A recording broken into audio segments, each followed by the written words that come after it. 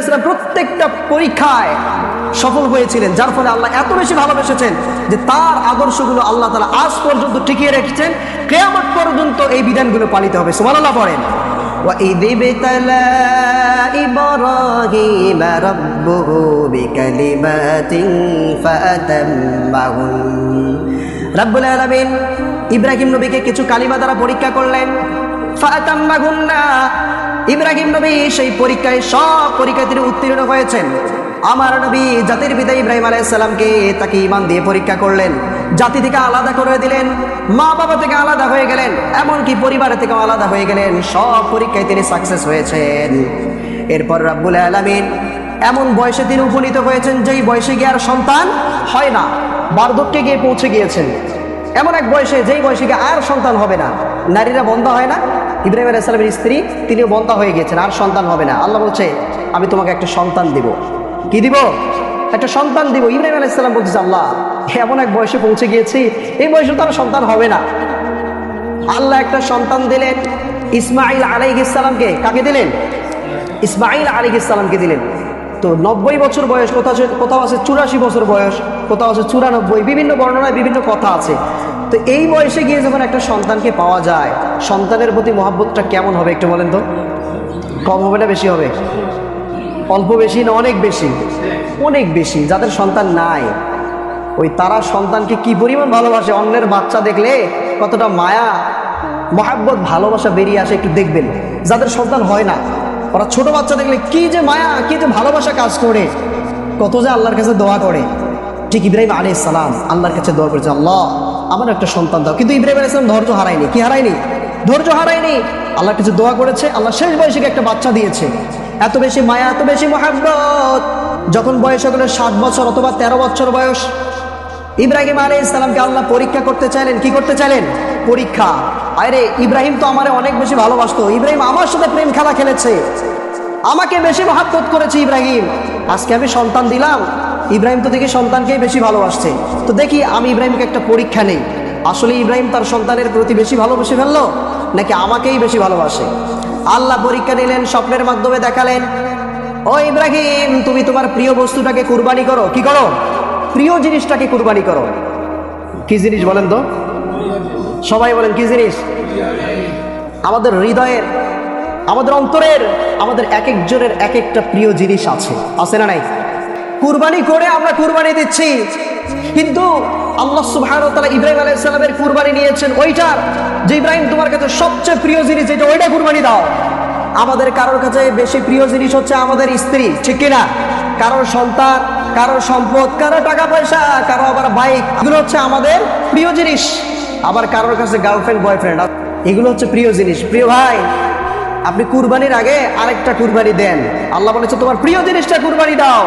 যদি সত্যি আপনি কুরবানি দেওয়ার জন্য প্রস্তুত হয়ে থাকেন, মনটাকে একবার পরীক্ষা করেন যে আমি আল্লাহর জন্য যে কুরবানি দিব, এছাড়াও তো আমি অনেক অপকর্মের মধ্যে লিপ্ত আছি, পাপ কাজে লিপ্ত আছি, দেখি তো সেই কাজগুলো আমি কুরবানি দিতে পারি কিনা।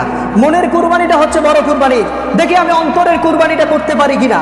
কারণ আল্লাহ বলেছেন লা ইয়ানালাল্লাহ লুহুমুহা ওয়ালা দিমাউহা লাকিন ইয়ানালুত তাকওয়া মিনকুম। আল্লাহ বলেছেন তোমাদের কুরবানির পশুর গোশত, তোমাদের রক্ত মাংস কোনো কিছুই আমার কাছে পৌঁছায় না, আমার কাছে পৌঁছায় তোমাদের তাকওয়া।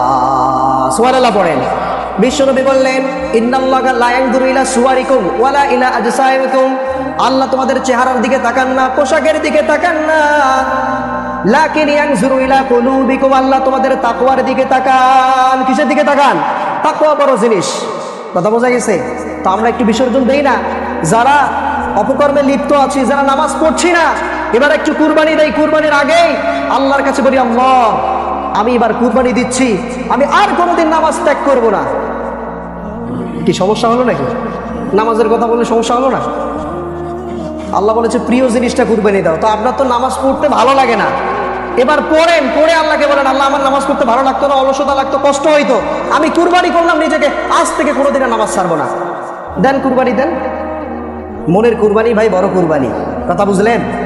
মনের কুরবানি বড় কুরবানি। মনটাকে কুরবানি দেন, মনকে বুঝান জীবনে অনেক নামাজ ত্যাগ করেছে, আর ত্যাগ করব না, আজ থেকে নিজেকে কুরবানি করলাম আল্লাহর জন্য, আজ থেকে কোনোদিন নামাজ ত্যাগ করব না, আজ থেকে তওবা করলাম, কুরবানি দিলাম আমার সুদকে আমি কুরবানি দিলাম আল্লাহর জন্য, আর কোনোদিন সুদ খাবো না। আমি কুরবানি দিলাম আমি স্ত্রীর সঙ্গে কোনোদিন দুর্ব্যবহার করব না। আজ থেকে কুরবানি দিলাম আমি কোনো ঘুষের সঙ্গে জড়িত থাকবো না। আজ থেকে কুরবানি দিলাম। যারা যুবক ভাইয়েরা আছেন তাদেরকে বলছি, কুরবানি দেন আল্লাহর জন্য, কুরবানির আগে আরেকবার কুরবানি দেন। নিজেকে বলেন, আল্লাহ তোমার জন্য কুরবানির আগে আরেকটা কুরবানি দিলাম। আমি আমার গার্লফ্রেন্ডের সাথে আমার সম্পর্ক আছে, একটা অপরিচিত মেয়ের সঙ্গে, মেয়েরা যারা আছেন আপনি আল্লাহর জন্য কুরবানি দেন যে আমার অপরিচিত ছেলের সাথে সম্পর্ক আছে, আজ থেকে কুরবানি দিলাম ওই ছেলের সাথে আমার কোনো সম্পর্ক নেই, আমি আল্লাহর জন্য কুরবানি দিলাম। কথা বোঝা গেছে? আল্লাহর জন্য কুরবানি দেন। গার্লফ্রেন্ড বয়ফ্রেন্ডের সম্পর্ক আর রাখবো না, আমি আর রাখবো না, আল্লাহর জন্য সব ভুলে যাব। দেন কুরবানি দেন। পারবেন? কঠিন হয়ে গেল তাই না? এই কুরবানিটা খুব কঠিন হয়ে গেল না? হ্যাঁ, কুরবানির দিনে জবেও করা তো খুব সহজ জিনিস। পশু কুরবানি করলাম, গোশত তো খাওয়া যাবে, নগদ উপহার পাওয়া যাবে। কিন্তু নামাজ পড়েন, এটা কুরবানি দেন, ওটাও তো কুরবানি। আল্লাহ বলছেন প্রিয় জিনিসটা কুরবানি দাও। তো যাদের যেই কাজে অপকর্মের সাথে লিপ্ত আছে ওই কাজ ছেড়ে দিয়ে আল্লাহর জন্য কুরবানি দেন। পারা যাবে ইনশাআল্লাহ? আল্লাহ বলেন, ইব্রাহিম তোমার প্রিয় জিনিসটাকে আমার রাস্তায় কুরবানি করো। ইব্রাহিম নবী চিন্তা করেন, হায় রে, আমার সবচেয়ে প্রিয় জিনিস হচ্ছে আমার ইসমাইল, কলিজার টুকরা। আল্লাহু আকবার। ইসমাইলকে বলেন, ইন্নী আরা ফিল মানাম আন্নী আযবাহুকা ফানজুর মাযা তারা। ও আমার কলিজার টুকরা সন্তান, আমি স্বপ্নে দেখলাম তোমাকে জবেহ করছি। কি করছি? জবেহ করছি। তোমার সিদ্ধান্ত কি? মাযা তারা, আমি তো স্বপ্নে এটা দেখলাম, তোমার সিদ্ধান্ত কি এটা জানতে চাই। আচ্ছা বলেন তো দেখি, ইসমাইল আলাইহিস সালামকে ইব্রাহিম আলাইহিস সালামের বলার কোনো প্রয়োজন ছিল? আল্লাহ নির্দেশ করছে ডাইরেক্ট জবেহ করবে, কিন্তু ইব্রাহিম আলাইহিস সালাম সন্তানকেও একটা পরীক্ষা করছেন। দেখি, আমি নবী তো আল্লাহর পরীক্ষায় সব পরীক্ষায় সফল হলাম, আমার সন্তান যে আল্লাহ দিলেন এই সন্তানটা কেমন, আমি একটু পরীক্ষা করি, আমার সন্তান কি বলে দেখি তো। ইসমাইলকে ইব্রাহিম আলাইহিস সালাম বলেন, মাযা তারা, তোমার সিদ্ধান্ত কি? ইসমাইল আলাইহিস সালাম সুন্দরভাবে উত্তর দিলেন, ইয়া আবাতি ইফআল মা তু'মারু সাতাজিদুনি ইনশাআল্লাহু মিনাস সাবিরিন। আল্লাহু আকবার। ইসমাইল আলাইহিস সালাম সুন্দর করে উত্তর দিলেন, ও আমার পিতা, আল্লাহ আপনাকে যে নির্দেশ দিয়েছে ওই নির্দেশ আপনি পালন করেন, নিশ্চয়ই আমি ইসমাইলকে আপনি ধৈর্যশীলদের অন্তর্ভুক্ত পাবেন। সুবহানাল্লাহ পড়েন। ইব্রাহিম আলাইহিস সালাম সন্তানকে একটু পরীক্ষা করলেন, দেখি আমার সন্তান কি বলে। তো ইসমাইল আলাইহিস সালাম ইব্রাহিম আলাইহিস সালামের পরীক্ষায় পাশ করলেন। সুবহানাল্লাহ পড়েন। বাপ কা বেটা সিপাহী কা ঘোড়া, কুছ না হতো থোড়া থোড়া। বাপ যেমন ছেলেও তেমন, দুজনেই সফল হয়ে গেলেন। আল্লাহ সুবহানাহু ওয়া তাআলা ইব্রাহিমের পরীক্ষা নিলেন। ইব্রাহিম আলাইহিস সালাম ফালাম্মা ওয়াতাল্লাহুল জাবিন, যখন ইব্রাহিম আলাইহিস সালাম ইসমাইলকে শুইয়ে দিলেন জবাইয়ের জন্য, রব্বুল আলামিন আসমান থেকে ডাক দিলেন, ওয়ানাদাইনাহু আইয়া ইব্রাহিম قد صدقت الرؤيا إنا كذلك نجزي المحسنين। আল্লাহ বলেন, ও ইব্রাহিম, তোমার সন্তানকে কেড়ে নেওয়া, জবেহ করা আমার উদ্দেশ্য নয়, বরং আমি দেখতে চেয়েছিলাম তোমার অন্তরের ভালোবাসা ইসমাইলের প্রতি বেশি নাকি আমি আল্লাহর প্রতি বেশি, ঠিক কিনা? আল্লাহ দেখতে চেয়েছেন সম্পদের প্রতি তোমার মায়া বেশি, দুনিয়ার প্রতি তোমার মায়া বেশি, তোমার সম্পদের প্রতি বেশি মায়া বেশি নাকি আমি আল্লাহর প্রতি মায়া বেশি, আমি একটু দেখতে চাই। আল্লাহ একটু ব্যস্ততা দিয়ে মাঝে মাঝে পরীক্ষা করে, দেখি বান্দা একটু ব্যস্ততা তো দিলাম, একটু বিপদ দিলাম, দেখি তুমি কার কাছে আগে যাও।